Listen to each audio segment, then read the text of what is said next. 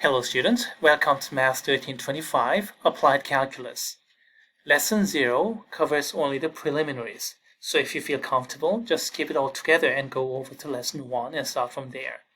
Even if you start from Lesson 0, please feel free to skip any part of it and pick any topic that you think you would benefit from and do it in any order. Alright, now let's go to Section 2. Algebraic Preliminaries 2, and let's consider 2.1 Intermediate Algebra, selected topic from Intermediate Algebra. Let's see, from section 1, not this one, we went through this topic, especially the first one. A plus b squared is not a squared plus b squared, or a minus b squared is not a squared minus b squared. For additions, none of these work.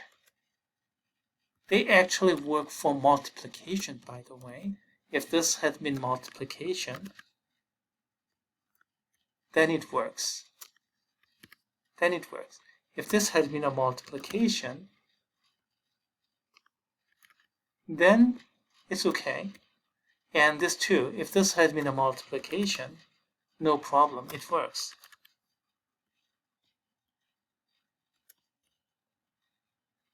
For addition, no, they don't work.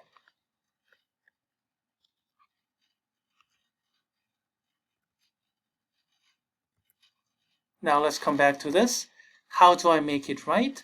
Not just a squared plus b squared, but there's something in between, plus 2ab. And there are some more, but I don't think anybody's interested in any of these. And let's talk about why. A plus b. So a plus b, total quantity squared, can be written like this. And then what do? FOIL it. First, a times a, so we get a squared. And then outside, a times b. And the inside, b times a. So another a times b. Finally, last, b times b, b squared. And that's a squared plus 2ab plus b squared. And if this had been negative, then only the middle becomes negative sign. That's how the complete square formula works. Another thing that is really important is the second line here. A plus b times a minus b is a squared minus b squared. So whenever we have square minus squared, think about this.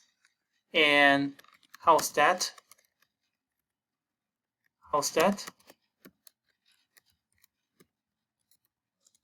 Again, it's the same thing. FOIL it. First, a times a, so a squared. A times negative b, so ab. Now, b times a, so plus ab. Finally, b times negative b, so minus b squared. So what do we have? These two cancel each other out, and I get a squared minus b squared.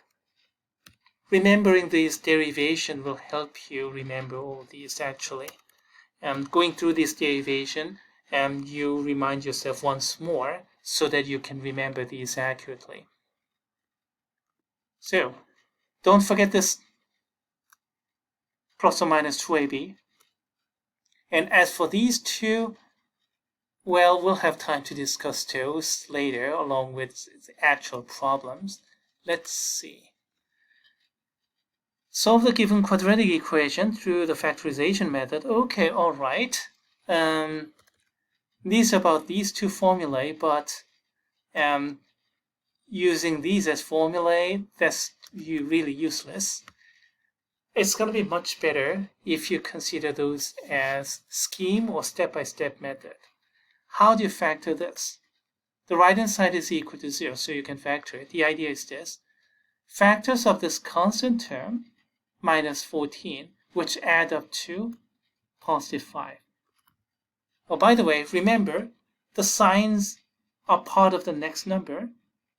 So don't just consider 14, negative 14, all right?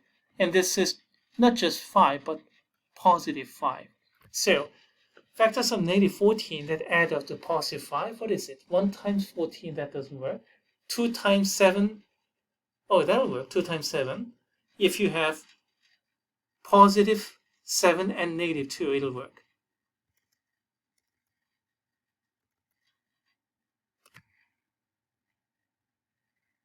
So setting the first factor equal to 0, x plus 7 is equal to 0.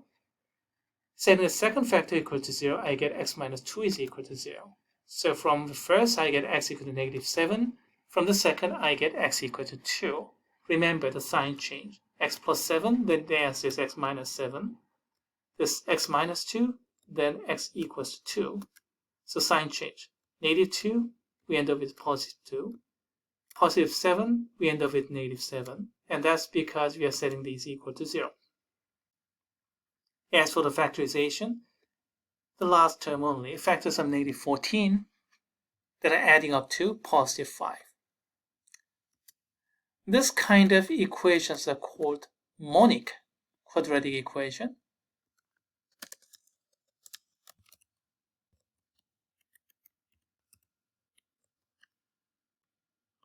Monic, it comes from mono, 1. The leading coefficient is 1, and that's easy. You have to consider only the constant term. So as for factorization for monic, I'll assume by now everybody mastered it. Now let's go to non-monic case like this. How do you work it out? Well, there are many different methods, and I know at least half a dozen, as a matter of fact. Now, I do a lot of class observations because I'm one of those senior faculty here, so I end up doing a lot of mentoring and class observations. So I had fortune to observe many of my colleagues, junior colleagues, doing some teaching demos. And it's interestingly, everybody does this differently. And it's kind of difficult to track them down all. I'll tell you just one method here. Now, if you don't feel comfortable with that method, if you want to use some other method, it works well for you, then stick to it. I'm not going to force you anything here. But if you're unsure about factoring this kind of thing and want to learn a new trick, okay, this is what we do here. This method is going to be called a tic-tac-toe method.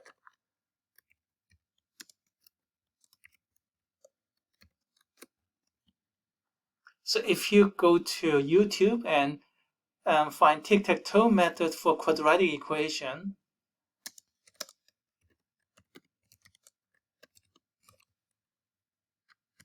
then you'll find 2 dozen videos there, maybe 100.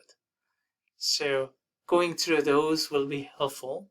Here, let's do just one example. Right here. Okay. And how do you factor it? Let's set up a tic-tac-toe board.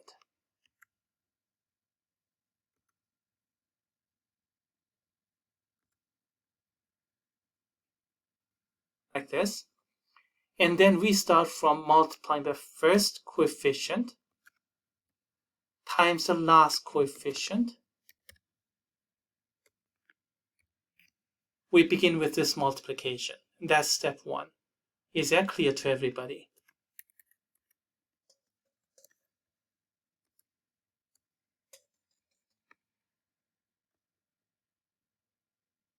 So that's 1. First number times the last number. Leading coefficient times the constant term. Make sure you include the signs. Now, with this multiplication negative 20, you do the same thing as you did for monic. Find factors of negative 20 that'll add up to middle coefficient, positive 8. 1 times 20, that doesn't work. 2 times 10, oh, that'll work. 2 times 10 will work. You see this is negative 20, so you want two opposite signs. One positive, one negative. Positive 10 times negative 2 will do, because we have positive 8 here. Does it make sense? Positive 10 times negative 2 will do.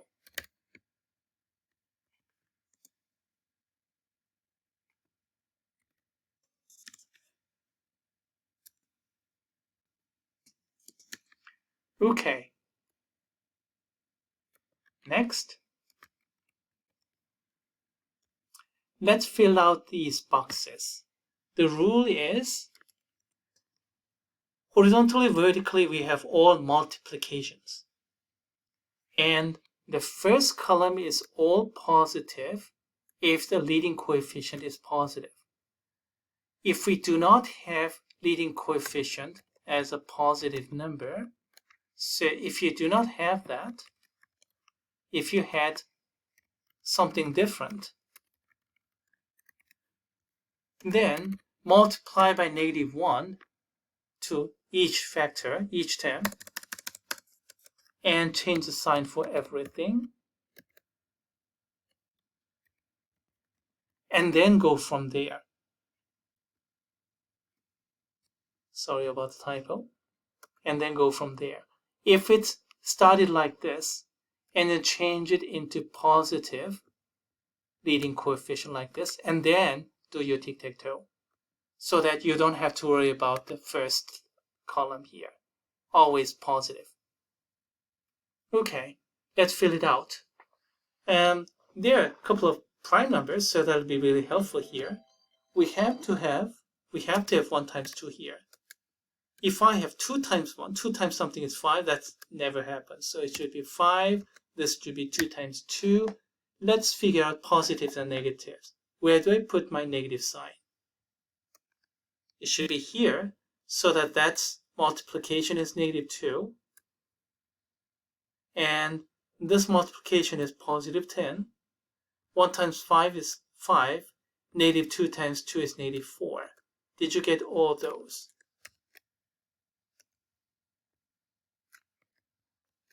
So the first step is to multiply the first and last number, which is highlighted in green.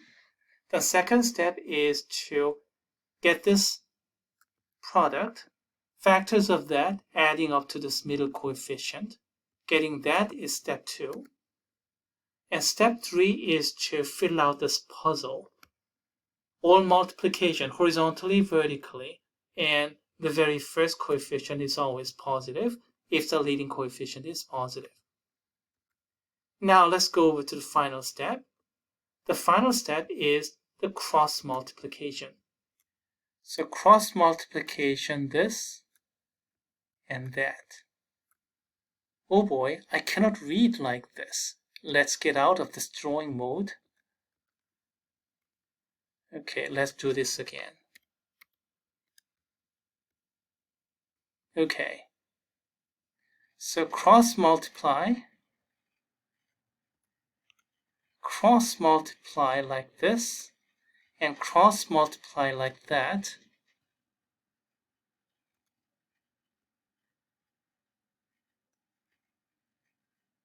So 5, negative 2, 1, 2.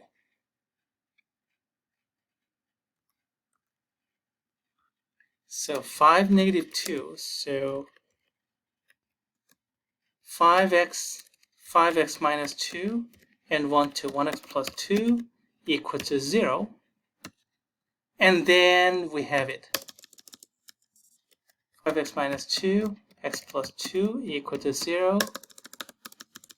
5x minus 2 is equal to 0, or x plus 2 is equal to 0. So we have the solution. X is 2/5, or x equals to negative 2. This method is called the tic-tac-toe method.